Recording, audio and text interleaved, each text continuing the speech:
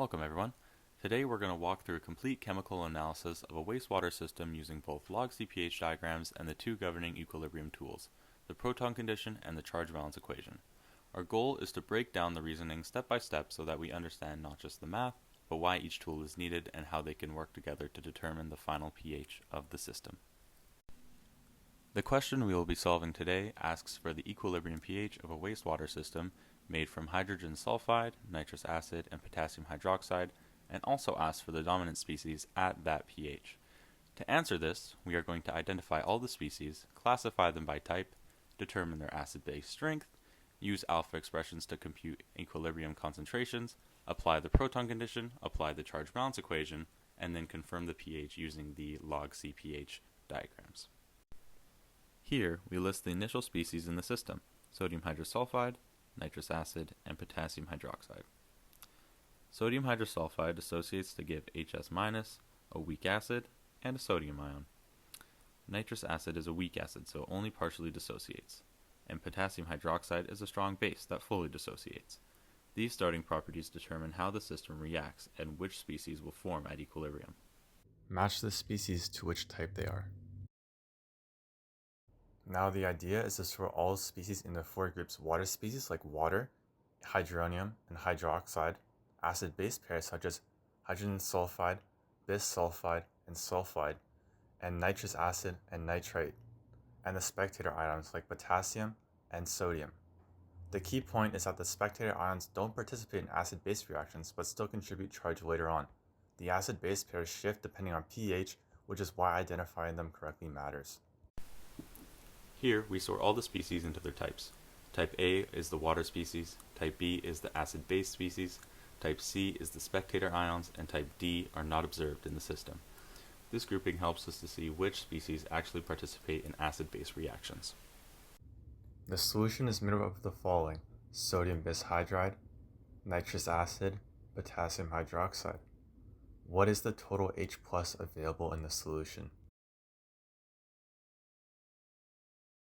Stronger bases react first with available H+ ions. Their conjugate acids have lower pKa values. By identifying the strongest bases among bisulfide, sulfide, hydroxide, and nitrate ions, we determine which forms appear at equilibrium.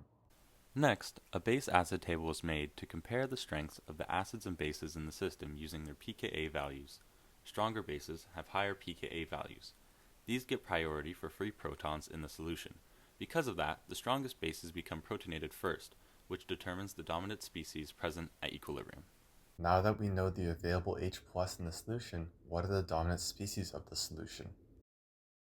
Species that are stronger bases at the given pH convert into their protonated forms. More acidic species remain in their acidic form.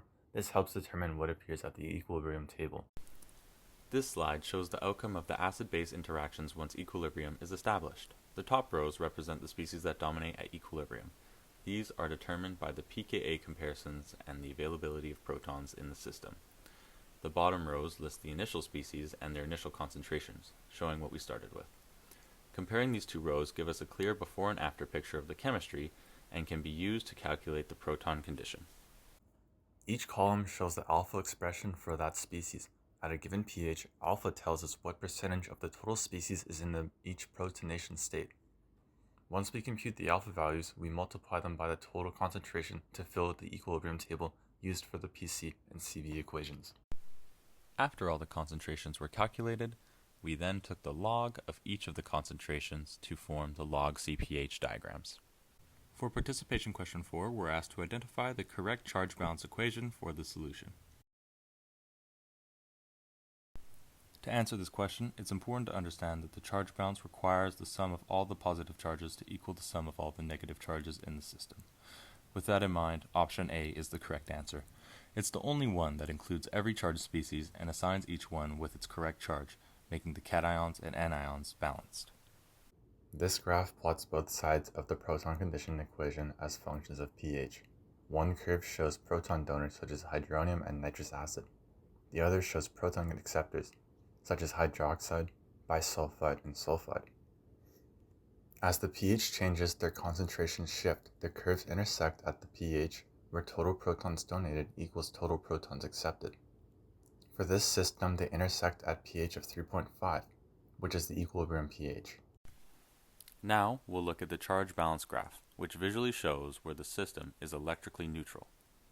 Where the two curves intersect is the pH, where the total positive and the total negative charges are equal, the definition of electric neutrality. In this system, the intersection occurs at a pH of 3.5.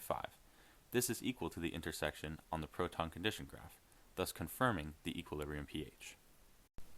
After calculating and confirming our equilibrium pH, it is shown that the equilibrium pH of the system is 3.5.